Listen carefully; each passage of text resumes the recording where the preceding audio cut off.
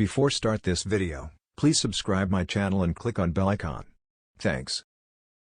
Portland, an early May heat wave this weekend could surpass daily records in parts of the Pacific Northwest and worsen wildfires already burning in Western Canada, a historically temperate region that has grappled with scorching summer temperatures and unprecedented wildfires fueled by climate change.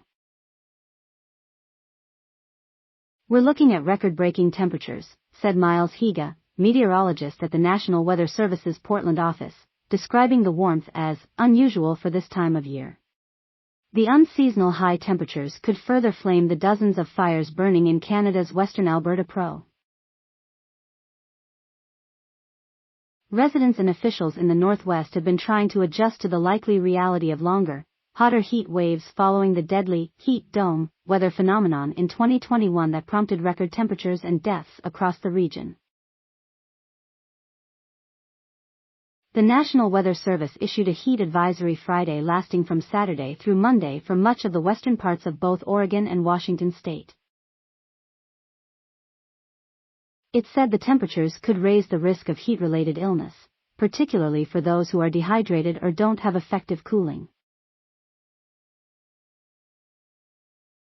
Temperatures in Portland, Oregon, are expected to hover around 94 F, 34, for C, throughout the weekend, according to the website of the National Weather Service office there.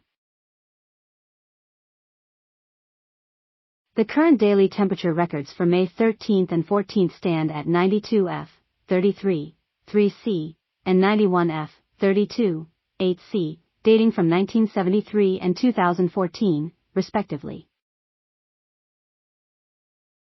Elizabeth Romero and her 3 children were among those cooling off at a fountain in downtown Portland on Friday afternoon.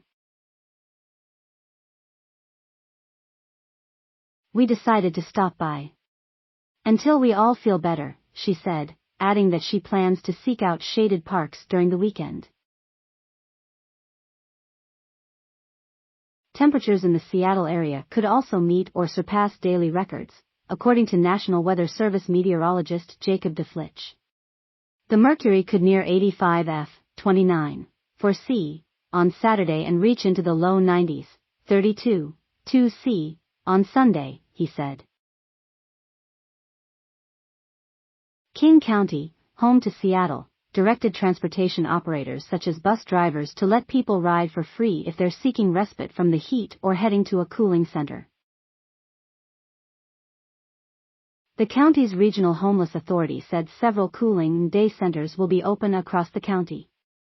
Authorities also urged people to be wary of cold water temperatures, should they be tempted to take a river or lake swim to cool off.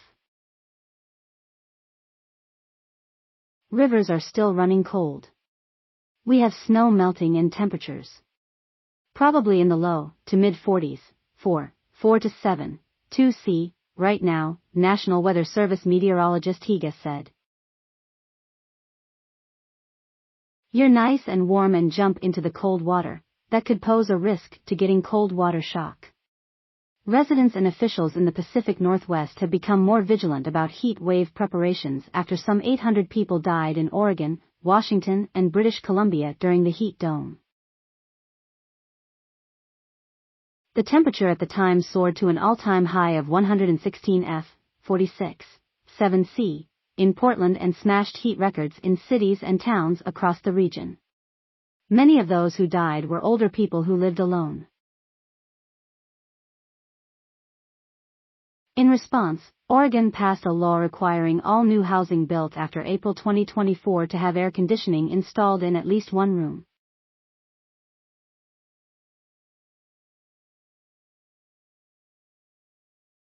The law already prohibits landlords in most cases from restricting tenants from installing cooling devices in their rental units. Last summer, Portland launched a heat response program with the goal of installing portable heat pump and cooling units in low-income households, prioritizing residents who are older and live alone, as well as those with underlying health conditions. Local nonprofits participating in the program installed more than 3,000 units last year, according to the city's Bureau of Planning and Sustainability. One of those non-profits, Verde, said interest in the units has been high.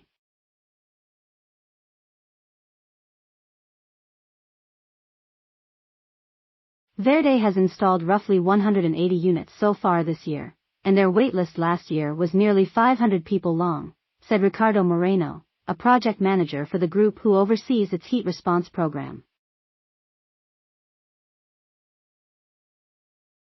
People we've talked to, mostly elderly people with some health conditions, they all shared that having these units have made a world of difference and definitely improved the quality of their lives through the summer, Moreno said. Another local nonprofit, the African American Alliance for Homeownership, installed 200 units last year and 75 units so far this year, program manager Richard Hines Norwood said. Officials in Multnomah County, home to Portland, said they weren't planning on opening special cooling centers for now but are monitoring the forecast and can do so if needed.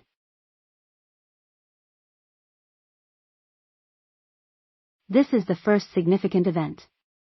And it is early for us, said Chris Voss, the county's director of emergency management. We're not seeing a situation where we are hearing that this is extremely dangerous. That being said, we don't know if it's going to drift.